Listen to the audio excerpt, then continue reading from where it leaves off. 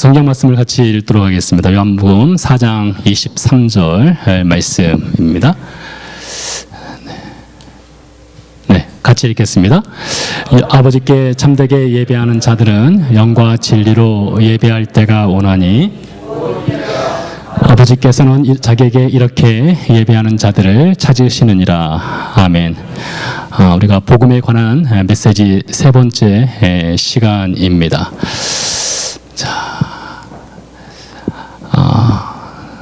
여러분들에게 제가 이 복음 메시지를 전하는 이유는요, 이미 구원받아서 하나님 나라를 위해서 살아가시는 분들은 더욱더 그 달려감이 능력 있게 달려가기를 원하는 마음으로 복음 메시지를 전하는 것이고요. 그리고 아직 구원받지 못한 분들이 있다면 오늘 이 메시지를 통해서 여러분 가운데 확실한 하나님의 구원의 소식이 증거되기를 바라는 마음이 있고요. 그리고 구원 받았는지 안 받았는지가 아직 제대로 스스로가 잘 모르겠다 하시는 분들은 이 메시지를 통해서 다시 한번 여러분 스스로를 돌아보고 아직 구원받지 못했다면 구원받을 수 있는 기회, 구원을 받으셨다면 구원받은 하나님의 사람답게 살아가도록 하기 위함입니다. 십자가의 도가 멸망하는 자들에게는 미련한 것으로 보인다고 했습니다. 사실 그렇습니다. 십자가의 도는 참으로 미련한 것입니다. 왜 그런가 하면 2000년 전 우리가 전혀 문화도 다르고 인종도 다르고 언어도 다르고 역사도 다르고 모든 것이 다른 전혀 알 수 없는 한 사람의 십자가의 죽음과 그가 부활했다는 사실을 믿게 되면 구원을 받는다. 죄사함을 받는다. 그리고 천국 가게 된다. 논리적으로 전혀 우리가 이해할 수 없는 것 같습니다. 그렇기 때문에 십자가의 도는 세상의 지혜로 볼 때는 매우 미련하게 보일 수밖에 없습니다. 그러나 구원받은 우리에게는 하나님의 능력이라. 지난 2000년 동안 이 십자가의 도, 예수 그리스도를 통해서 구원받는다는 이 사실은 단 한 번도 그 사실을 바꾼 적이 없습니다. 예수 그리스도의 십자가의 죽음과 그분의 부활과 그분의 승천과 그분을 통해서만 우리의 죄사함을 받는다는 그 사실은 변개되지 않고 바뀌지 않았습니다. 만약에 이 사실이 진실이 아니라면, 진리가 아니라면 다른 방법을 통해서 구원받을 수 있는 길을 제시했겠으나 성경은 이 사실을 단 한 번도 바꾸지 않았다는 것입니다. 한번 정리해 보겠습니다. 여러분들이 정말 구원받은 하나님의 사람인지 아닌지를 점검을 해보도록 하겠습니다. 다시 한번 차를 갖고 왔는데요. 오늘은 제가 마츠다라는 차를 갖고 왔습니다. 자, 우리가 예수 그리스도를 믿는다고 하는 것은 믿음의 고백이 반드시 있어야 됩니다. 아직 구원받지 못하신 분들 잘 들으시기 바랍니다. 여러분들이 예수 그리스도를 믿기 위해서는 반드시 믿음의 고백이 있어야 됩니다. 이 고백이 없이는 천국 갈 수가 없습니다. 믿음의 고백은 무엇이 있습니까? 예수님이 하나님의 아들 되심과 예수님께서 십자가에서 죽으심과 부활하심, 예수님을 통해서 죄사함을 받는다는 사실, 예수님을 통해서 하나님의 자녀가 된다는 사실, 예수님이 주와 그리스도, 단순히 우리를 천국으로 인도하시는 분이 아니라 그분이 우리의 삶의 주인이 된다는 이 사실을 믿음으로 고백하는 것이 반드시 필요합니다. 그렇다고 해서 이 믿음의 고백이 있다고 해서 이것만 가지고 구원을 받는 하나님의 사람이 되느냐? 그렇지 않습니다. 반드시 그 믿음의 고백은 증명이 되어야 합니다. 그 믿음의 고백은 무엇으로 증명될 수 있느냐? 믿음의 순종으로 증명이 되는 것입니다. 삶의 변화가 있어야 되고 하나님이 우리의 삶에 주인이 되는 삶이 있어야 됩니다. 마치 자동차의 바퀴가 앞바퀴만 가지고서는 굴러갈 수 없고 뒷바퀴만 가지고도 굴러갈 수 없듯이 양쪽 바퀴가 다 필요하듯이 믿음의 고백과 믿음의 순종은 반드시 필요한 것입니다. 자, 이렇게 차의 바퀴가 끼워졌습니다. 그렇다고 해서 차가 달릴 수 있는 것은 아니죠? 뭐가 필요합니까? 운전자가 필요합니다. 운전을 해야 됩니다. 그래서 차를 운전을 하려고 탔습니다. 근데 차가 시동이 안 걸려요. 차가 새 차인데 시동이 안 걸리는 이유는 아마 여러 가지 이유 중에 특별한 이유가 있다면 무엇이 없느냐? 가스가 없기 때문일 것입니다. 여러분들이 믿음의 고백을 하고 믿음의 순종을 하고 싶어도 마음대로 되는 것이 아닙니다. 누가 도우셔야 되느냐?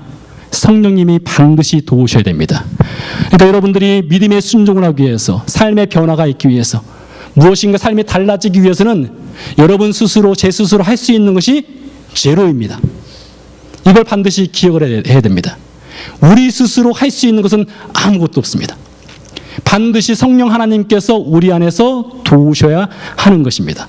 그렇기 때문에 예수님께서 말씀하셨습니다. 내가 가야 성령 하나님이 너희 안에 들어오신다. 성령 하나님이 우리 안에 들어오시면 우리의 삶을 변화시켜 주신다. 하나님의 자녀답게 살아갈 수 있는 능력을 성령 하나님이 주신다 하신 것입니다. 따라서 믿음의 고백이 있고 믿음의 순종으로 연결되기 위해서는 반드시 성령님의 역사가 있어야 됩니다. 성령님의 역사가 있다고 해서 성장의 속도가 다 똑같지는 않습니다. 우리 교회도 밭이 있지 않습니까? 밭에 모종을, 우리 서상교 지사님께서 모종을 잘 하셔가지고 밭에 채소를 심으셨습니다. 근데 같은 날 같은 시간에 같은 밭에 심었지만 자라는 속도는 다 다릅니다. 여러분도 아마 집에 텃밭이 있으면 아실 겁니다. 꽃나무는 마찬가지입니다. 같은 날 같은 시간에 같은 장소에 심었어도 자라는 속도는 다릅니다. 그러나 분명한 것은 자란다는 것입니다. 여러분들의 신앙생활을 정말로 믿음의 고백이 있고 믿음의 순종이 있는 삶, 성령께서 여러분의 삶에 들어오시면 반드시 성장할 수밖에 없습니다. 반드시 성장합니다. 반드시 달라집니다. 그것은 성령의 역사입니다. 그런 거로 모든 그리스도인들은 삶의 변화가 있고 삶이 달라져서 하나님의 자녀답게 살아가면 삶의 뒷자리를 돌아보면 내가 무엇을 해서가 아니라 성령께서 나를 이렇게 하셨습니다.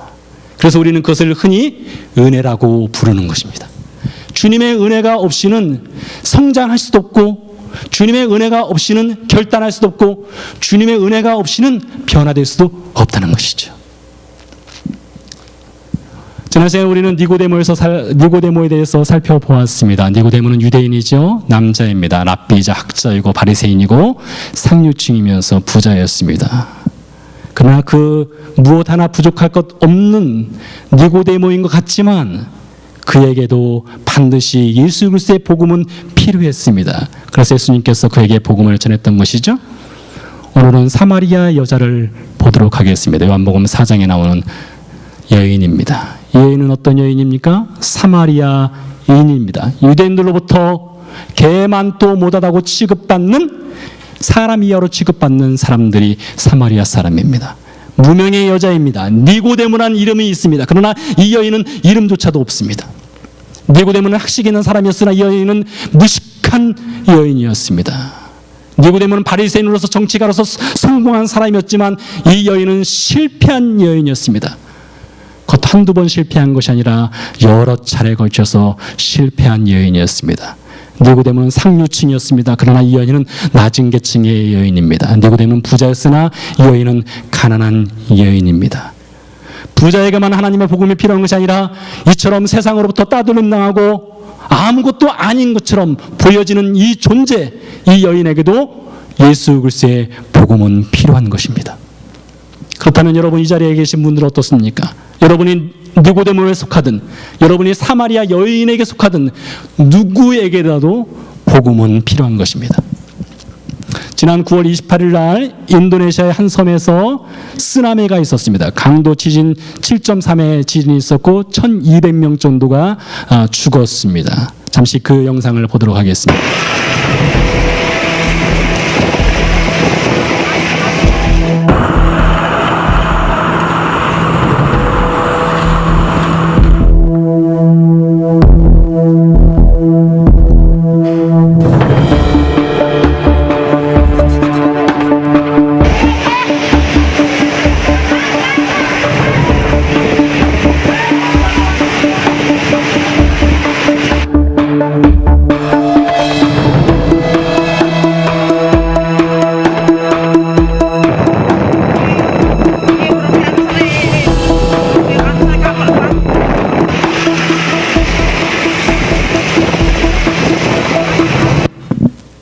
만약에 여러분의 자녀가 저 슬라웨이 섬에 갇혀 있다고 상상을 해보시기 바랍니다. 여러분의 자녀가 저 슬라웨이 섬에 갇혀 있다면 여러분 어떻게 하시겠습니까? 생사를 확인할 수 없다면 아마 저나 여러분이나 어떻게 해서라도 저 섬 안으로 들어가려고 할 것입니다. 여러분이 무슨 힘이 있어서가 아니라, 무슨 능력이 있어서가 아니라, 그 아들의 생사 확인을 위해서, 그 자녀의 생사 확인을 하기 위해서라도, 혹 내가 살려낼 수 있더라면 어떤 방법을 써서라도 저 섬에 들어가려고 하였을 것입니다. 우리나라의 한 청년이, 한 젊은 사람이 저곳에서 사망한 사건이 있었습니다. 그래서 그 어머니가 생사를 알지 못할 때에 그 노무께서 비행기를 타고 군용기를 타고 저 섬 안으로 들어간 일이 있었습니다. 멀다고 가지 않겠습니까? 위험하다고 가지 않겠습니까? 누구라도 달려갈 것입니다. 왜요? 내 자녀이니까요. 오늘 예수님께서 사마리아에 있는 한 여인을 찾아가기로 했습니다. 오늘 말씀해 보니까 여러분 읽지 않았지만 사마리아를 통과하여야 하겠는지라, 여기에 쓰인 통과하여야 하겠는지라, 그것은 must입니다. have to예요. 다른 옵션이 없다는 것입니다. 반드시 그 길을 통과해야겠다, 예수님이 작정한 것입니다. 잠시 그 지도를 보도록 하겠습니다. 사마리아를 통과하는 길과 관련된 지도인데요, 좀 더 확대해서 보면 예루살렘에서 갈릴리까지 가는 길이 세 갈래의 길이 있습니다. 첫 번째 길은 지중해를 따라가는 길입니다. 굉장히 크게 돌아가는 길이죠. 두 번째 길은 요단을 건너서 가는 길입니다. 요단강을 건너서 이렇게 갈릴리까지 갈 수 있어요. 이것도 돌아가는 길입니다. 제일 빠른 루트는 사마리아를 통과해서, 죄송합니다. 제일 빠른 길은 사마리아를 통과해서 가는 길입니다. 이게 제일 빠른 길이에요. 그런데 유대인들은 이 길을 가지 않습니다. 위험하기 때문입니다. 지금도 위험합니다. 그 당시에 사마리아인과 유대인들의 관계가 너무나 좋지 않기 때문에 유대인들은 가려 하지 않고 사마리아인도 또 오는 것을 막기도 했었습니다. 그런데 오늘 말씀 보니까 예수님께서 이 사마리아를 일부러 통과하려고 마음에 작정을 했다라고 되어 있습니다. 예수님께서 그 길 가운데 가셨습니다. 가는 중에 보니까 몇 시에 6시쯤 되었다겠습니다. 6시쯤 되었을 때 사마리아에 있는 한 우물가에서 예수님이 피곤하여서 앉으셨다라고 되어 있습니다. 이 6시란 표현은 두 가지로 이해할 수가 있습니다. 첫 번째, 유대인들의 시간 개념으로 볼 때는 이 시간은 낮 12시라고 볼 수가 있겠고요. 로마 시간으로 볼 때는 저녁 6시가 될 수가 있겠습니다. 낮 12시든 저녁 6시든 이 시간은 매우 중요한 시간입니다. 왜 그런가 하면 예수님은 지금 이 우물가에서, 이 6시가 된 이 우물가에서 한 여인을 기다리고 있습니다. 그 여인이 멀리서 우물길로 나오고 있습니다. 예수님께서 이 여인을 기다리는 것은 예수님이 예루살렘에서 갈릴리로 가기 직전에 결정한 것이 아닙니다. 가기 며칠 전에 내가 사마리아로 통과해서 이 여인을 만나기로 결정한 것이 아니에요.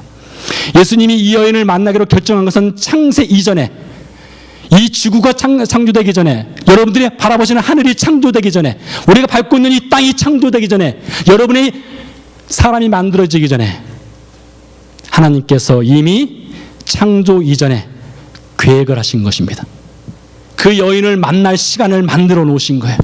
하나님의 스케줄에 이 여인이 있었습니다. 이 구원받아야 될 이 여인이 있었던 거예요.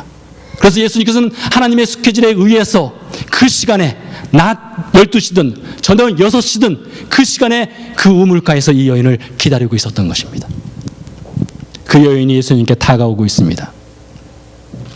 사랑하는 교회 여러분, 기억하시기 바랍니다. 우리 하나님 어떤 분이십니까? 우리 하나님은 구원의 문을 늘 열어놓고 기다리시는 하나님이십니다. 여러분과 나중에 예수 그리스도를 믿지 않는 분이 있다면 주님의 구원의 문은 열려 있습니다. 그래서 주님께서 이렇게 말씀하셨습니다. 너희 목마른 자들아 물로 나와라. 돈 없는 자도 오라. 너희는 와서 사 먹되 돈 없이 값 없이 와서 포도주와 젖을 사라.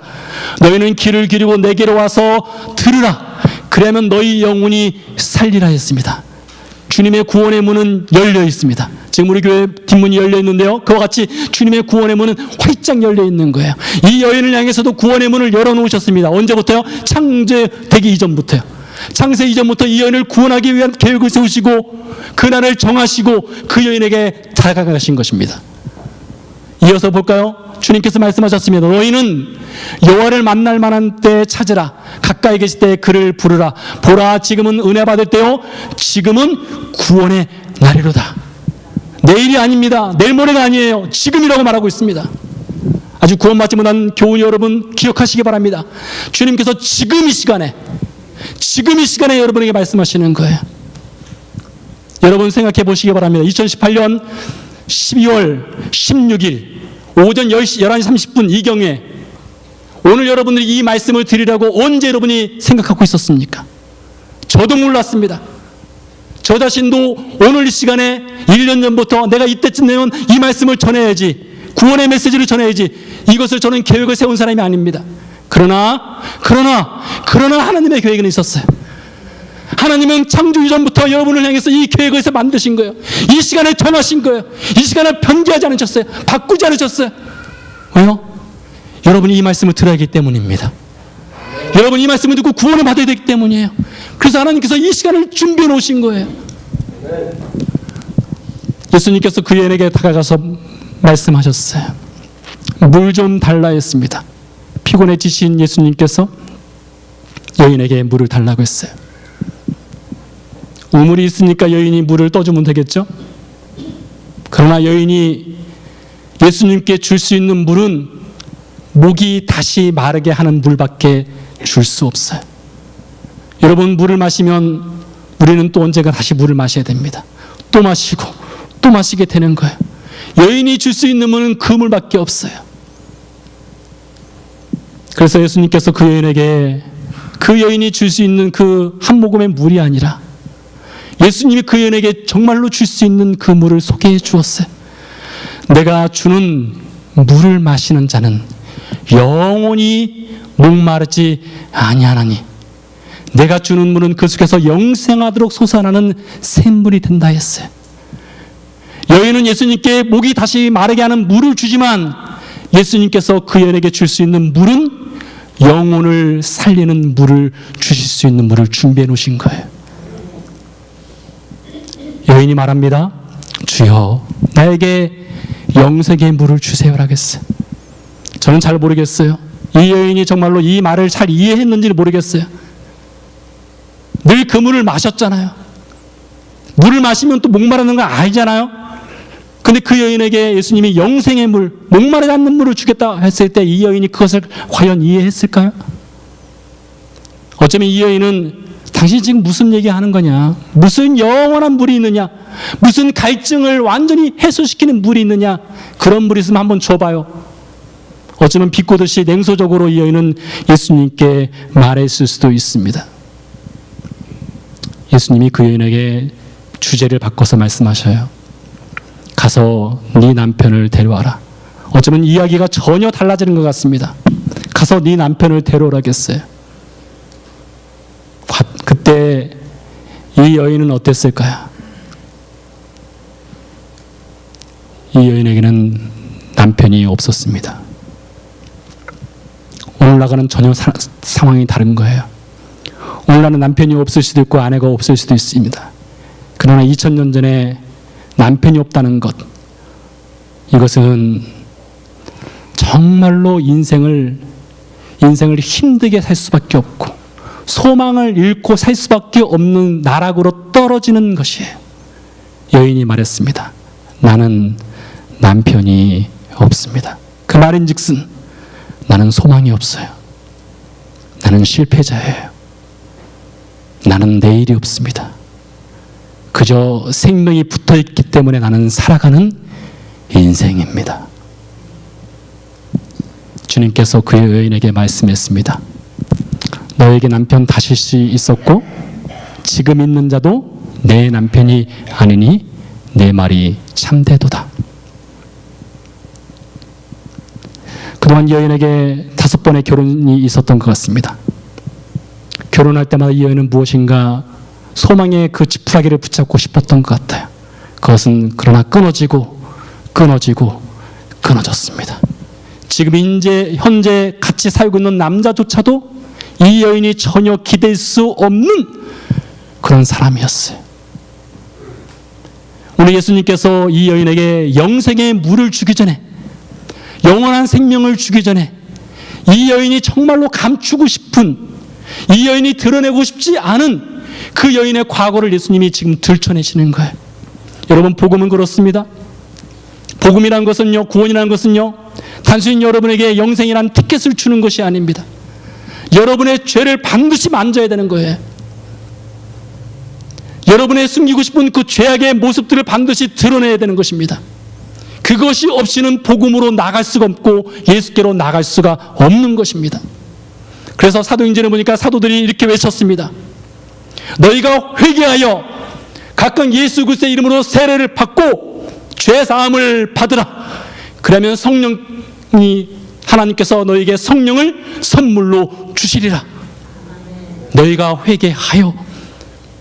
그런 것처럼 이 여인에게도 그 영원한 생명의 물을 마시기 전에 반드시 무엇이 필요하느냐? 회개가 필요했던 것입니다. 여러분 보세요. 당신의 죄를 회개하십시오라고 말했더니 대부분 사람들의 반응이 그렇습니다. 이 여인도 마찬가지예요. 주제를 돌리고 싶어 합니다. 여러분, 껄끄러운 얘기 들으면은 무엇인가 좀 방향을 틀어서 얘기의 주제를 바꾸고 싶은 생각 있지 않겠습니까? 이 여인도 마찬가지예요. 그 여인의 죄악성을 드러내자 그 여인은 나름대로 그 주제를 좀 바꿔서 자신의 죄를 좀 감추고 싶은 거예요. 그래서 말합니다. 우리 조상들은 이 산에서 예배하였는데 당신들의 말은 예배할 곳이 예루살렘에 있다 하더라. 이게 무슨 말인가 하면 이 여인이 예수님께서 너는 죄인이다, 너 회개해야 된다 이렇게 말했을 때, 주님, 저도 그럭저럭 종교생활을 하는 사람입니다. 저도 이 산에서, 당신들은 예루살렘이 맞다고 하지만 저도 이 산에서 예배하는 사람이에요. 저도 종교생활을 하는 사람입니다. 저도 안식일 지키는 사람이에요. 저도 나름대로 도덕적으로 살고 싶은 사람이에요. 지금 제 모습은 비록 5번 결혼에 실패하고 정말로 아무 소망이 없는 것 같지만 나름대로 저도 하나님을 붙잡고 싶은 사람이에요. 나름대로 도덕적으로 살고 싶고 윤리적으로 살고 싶고 저 나름대로 무엇인가 하고 있어요. 그러나 주님 말씀하십니다. 그것으로는 안 된다는 거예요. 종교 생활을 통해서는 구원받지 못한다는 것입니다. 니고데모에도 말씀하시죠. 니고데모가 아무리 종교 생활을 열심히 해도 그것이 그의 구원에는 전혀 보탬이 안 된다는 것을 예수님 말씀하셨습니다. 마찬가지입니다. 예수님 말씀하셔요. 아버지께 참되게 예배하는 자들은 영과 진리로 예배할 때가 오나니 곧 이때라. 아버지께서는 자기에게 이렇게 예배하는 자를 찾으시느니라. 하나님은 영이시니 예배하는 자가 영과 진리로 예배할지니라. 여러분, 이것은 참된 예배라고 흔히 알지 않습니까? 도대체 예배가 무엇입니까? 이 여인이 나름대로 종교 생활을 하면서 나름대로 예배를 드리고 있어서 그것으로도 충분히 여인은 무엇인가 구원의 길을 가고 있다고 믿는데, 주님께서 말씀하시기는 그것은 빵점이야, 그것이 아니야. 너희는 참된 예배를 드려야 돼. 참된 예배가 과연 무엇일까요? 참된 예배.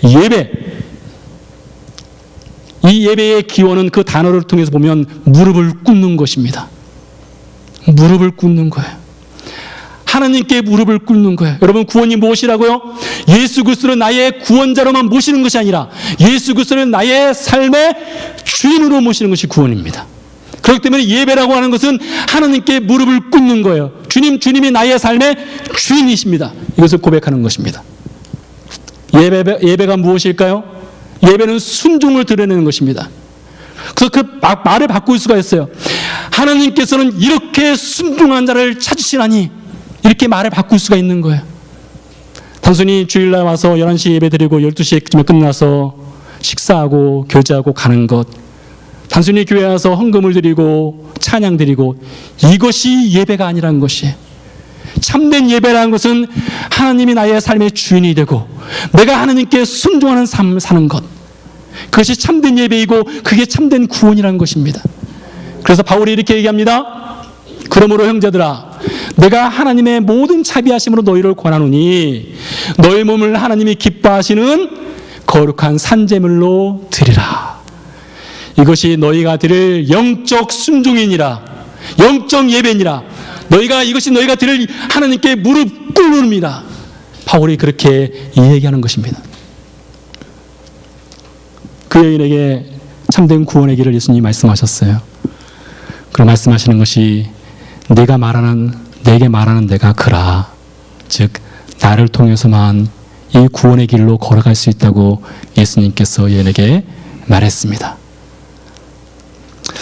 이 여인에게 어떤 변화가 있었을까요? 분명히 말씀드렸습니다. 믿음의 고백이 있으면 그 믿음의 고백은 반드시 믿음의 순종을 유발할 수밖에 없다고 했어요. 그리고 그 믿음의 순종은 성령께서 역사를 하시는 것이라겠습니다. 여인에게 어떤 일이 있었습니까? 여자가 물동이를 버려두고 동네로 들어가서 사람들에게 이르되 내가 행한 모든 일을 내게 말한 사람을 와서 보라. 이는 그리스도가 아니냐. 그 여인이 평생 들고 다니던 물동이를 버려두었어요. 그리고 그분이 바로 구원자다라고 했어요. 이 말은 베드로가 한 얘기입니다. 베드로가 한 거예요. 그들이 곧 그물을 버려두고 예수를 따르니라. 베드로의 형제 안드레가 예수님 만나던 그 첫날에 그들이 그물을 버려두고 주님을 따랐습니다. 그들뿐입니까? 이 말은 세베대의 아들인 요한과 야고보의 행함입니다. 그들이 곧 배와 아버지를 버려두고 예수를 따르니라. 소경 바디메오도 마찬가지였습니다. 바디메오의 아들이죠. 맹인이 겉옷을 내버리고 길에서 주님을 따르니라. 예수 그리스도를 만나고 나면 버리는 것이 반드시 있게 됩니다. 자신의 옛 생활을 버릴 수밖에 없어요. 자신의 죄를 버릴 수밖에 없습니다. 그리고 버릴 뿐만 아니라 따를 수밖에 없는 거예요. 그래서 이 사마리아 이 여인은 갈릴리 바다의 베드로와 같은 여인이고 갈릴리 바다의 요한과 같은 여인이고 바디메오의 아들과 같은 여인이 바로 이 여인입니다. 이 여인도 버렸어요. 그리고 주님을 고백했습니다. 그때 이 여인에게 구원이 있었던 것이죠. 사랑하는 교회 여러분, 이 여인은 참 인생의 짐이 많았던 여인이었습니다. 그 인생의 짐을 우물에서 좀 해결해 보려고 했어요. 그러나 그 우물물은 이 여인에게 갈증만 더하는 우물이었습니다. 여러분 어떤 인생의 짐을 여러분 지고 계십니까? 여러분이 어떤 인생의 짐을 지고 있든 주님께서 오늘 이렇게 말씀하십니다. 수고하고 무거운 짐진 자들아 다 내게로 나오라. 내가 너희를 쉬게 하리라. 나는 마음이 온유하고 겸손하니 나의 멍에를 메고 내게 배우라. 그러면 너희 마음이 쉼을 얻으리라. 이는 내 멍에는 쉽고 내 짐은 가벼움이라. 우리 주님께서 여러분의 인생의 짐을 지어주시고 함께 짊어주시고 여러분의 짐을 가볍게 해주신다 약속하셨습니다. 그뿐만이 아닙니다. 우리 예수 그리스도를 믿는 사람들은 믿음의 고백 뒤에 반드시 이것이 있어야 됩니다. 누구든지 나를 따라오려거든 자기를 부인하고 자기 십자가를 지고 나를 따를 것이니라. 내가 하는 것이 아닙니다. 여러분이 하시는 것이 아니에요. 성령께서 도와주십니다. 성령께서 반드시 이 일을 행하십니다. 그런 거로 여러분, 구원이란 것은 성령 수술이 아니에요. 여러분의 마음 조금 바꾸는 것이 아닙니다. 여러분이 조금 더 도덕적으로 선하게 살도록 인도하는 것이 아니에요. 여러분이 좀 더 경건하고 좀 우아하게 품격 있게 고상하게 살아가게 하는 것이 구원이 아니에요. 구원은 그런 성령 수술이 아닙니다. 구원이라는 것은 무엇입니까? 완전히 바꾸는 거예요. 완전히 순종의 자리로 돌아가게 하는 것입니다. 하나님께 순종의 자리로 돌아가게 하는 것이에요. 김용희 선교사님이 최근에 복음을 영화롭게 하라라는 책을 쓰셨습니다. 그 책 내용 중에 일부분입니다. 이 글은 그분이 그 아들에게 한 거예요. 김충성이라는 아들입니다. 고등학교 1학년 때 선교주로 보내버렸습니다. 아마 가장 오지 중에 오지에서 사역하시는 것 같아요. 그 아들에게 한 얘기예요. 내가 너한테 꼭 하고 싶은 이야기가 있다. 네가 성공했을 때, 잘 나갔을 때, 그때 너는 분명 내 아들이다. 그런데 네가 죽어라고 애를 썼지만 초라한 텅 빈 바구니만 덜렁 들고 있을 때, 네가 네 스스로 용납이 안 돼 도저히 용서할 수 없을 때, 네가 돌이킬 수 없는 실패자로 형편없이 처박혔을 때, 그때 너 똑똑히 기억해둬라. 그때는 더욱더 네가 내 아들이다. 비행기를 타고 오시는 중에 자신이 아들에게 했던 말을 주님께서 김용희 선교사님께 그대로 반복해서 하더랍니다. 네가 성공했을 때만 내 아들이 아니라 네가 실패해서 완전히 바닥으로 내 동댕이 쳤어도 너는 여전히 더욱 내 아들이다. 니고데모만 주님께서 구원하신 것이 아니라 이름 없고 실패하고 모든 것을 다 잃어버리는 여인 같은 이 사마리아 여인도 주님의 시간에, 구원의 시간에 포함되어 있었습니다. 사랑하는 교회 여러분, 기억하시기 바랍니다. 여러분 가운데 성공하신 분이 있습니까? 인생에 성공해서 무엇인가 잘 되는 분이 있습니까? 혹은 인생에 실패해서 하는 것마다 실패해서 좌절하고 계신 분이 계십니까? 그러나 인생은 성공하고 실패했을지라도 구원은 그렇지 않습니다. 절대 구원에 실패해서는 안 됩니다. 절대 복음에서는 실패해서는 안 됩니다. 우리 주님께서 여러분을 향해서 구원의 문을 열어놓으셨습니다. 그리고 그 구원의 문 안으로 들어오시는 분에게는 성령의 능력으로 여러분들이 그 구원의 길을 걸어갈 수 있도록 힘주십니다. 기도하시겠습니다.